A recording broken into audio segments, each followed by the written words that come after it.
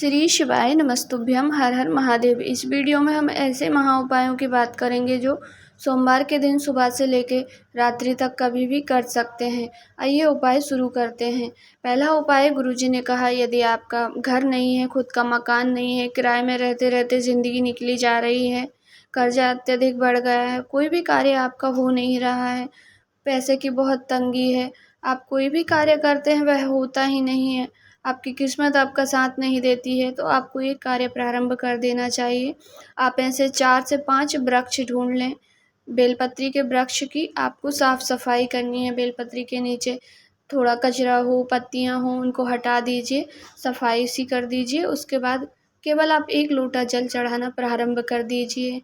आप चाहें तो यह रोज भी कर सकते हैं। यदि आप रोज नहीं जा पाते हैं, बेलपत्री के वृक्ष आपको नहीं मिलते हैं, तो आप केवल सोमवार के दिन भी ऐसा करेंगे तो भी आपके जीवन में जितने भी दुख हैं दूर होंगे। बाबा ने कहा, लगातार ऐसा 3 से 4 महीने करके देखिए, आपको खुद पता चलेगा। बेलपत्री के वृक्ष की सेवा करने से आपका खुद का मकान होगा, प्लॉट होगा, गाड़ी होगी, बंगला, जो भी जिस भाव से भी आप यह कार्य करेंगे, बेलपत्री के वृक्ष की सेवा करेंगे। और यदि आप नहीं कर सकते हैं सेवा, तो मात्र 1 लोटा जल भी यदि आप चढ़ा देंगे बेलपत्री के वृक्ष में लगातार, तब भी आपका सब कुछ अपने पास होगा, जो भी आप जिसकी इच्छा चाहेंगे। यह धन प्राप्ति का, कर्ज मुक्ति का और अपना खुद का घर प्राप्त करने का सबसे सरल तरीका है। दूसरा उपाय गुरुजी ने बताया, दूसरा उपाय भी धन प्राप्ति का है, कर्ज मुक्ति का है। यदि आपका घर में कर्जा अत्यधिक बढ़ गया है, धन की बहुत कमी है, तो गुरुजी ने कहा, माता लक्ष्मी कुछ क्षण के लिए, कुछ समय के लिए प्रदोष काल में बेलपत्री के वृक्ष के नीचे निवास करती हैं। बेलपत्री के नीचे उन्हें वरदान है कि वह सोमवार के दिन, प्रत्येक सोमवार और प्रत्येक शाम को माता रानी, माता लक्ष्मी बेलपत्री के वृक्ष में निवास करती है। और इस समय यदि कोई दीप जाकर के जला देता है तो उसके घर में उजाला हो जाता है, धन संपदा की उसके घर में कभी भी कोई कमी नहीं आती है। तो आप भी शाम के समय प्रदोष काल में, प्रदोष का काल का समय आप सभी जानते हैं, सूर्य डूबने से 45 मिनट पहले से लेकर 45 मिनट बाद तक का समय प्रदोष काल होता है। उसी काल में आपको एक दीप प्रज्वलित करना है, लंबी बत्ती का। दीपक प्रज्वलित करने के बाद आप थोड़ी देर वहीं पे 5, 11, 21 बार श्री शिवाय नमस्तुभ्यम बोल लीजिए। कहते हैं बेलपत्री के नीचे यदि हम कोई भी प्रार्थना करते हैं तो उसका हमें 1000 गुना फल होकर के मिलता है। तो आप 2, 4, 5 बार श्री शिवाय नमस्तुभ्यम बेलपत्री के वृक्ष के नीचे जरूर बोलिएगा। और एक दीपक लंबी बत्ती का, जिसकी बत्ती का मुख बेलपत्री के वृक्ष की ओर होना चाहिए, प्रज्वलित जरूर करें। सोमवार को शाम के समय आपके घर में धन संपदा में बढ़ोतरी होगी।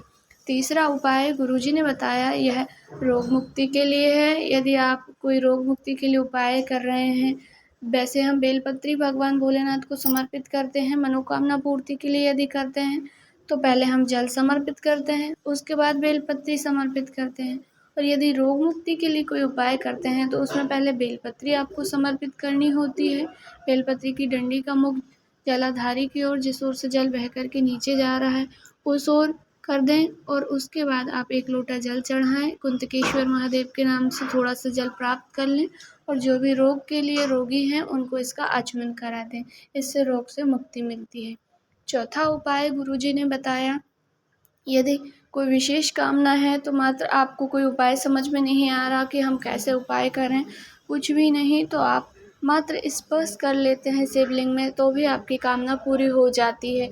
शिवलिंग में जहाँ से जल नीचे गिरता है वहाँ पर 64 योगिनियाँ अर्थात 33 कोटि देवताओं की धर्म पत्नी का निवास होता है। और उस स्थान पर मात्र स्पर्श करके श्री शिवाय नमस्तुभ्यम बोलिए, स्पर्श कीजिए, फिर श्री शिवाय नमस्तुभ्यम बोलिए और अपनी कामना कह दीजिए। कामना कहने के बाद फिर से एक बार श्री शिवाय नमस्तुभ्यम बोलना है और उस हाथ को अपने हृदय से लगा लीजिए, नेत्रों से लगा लीजिए। मात्र इतना भी कर लेने भर से भी आपकी कामना महादेव जी की कृपा से पूर्ण हो जाती है।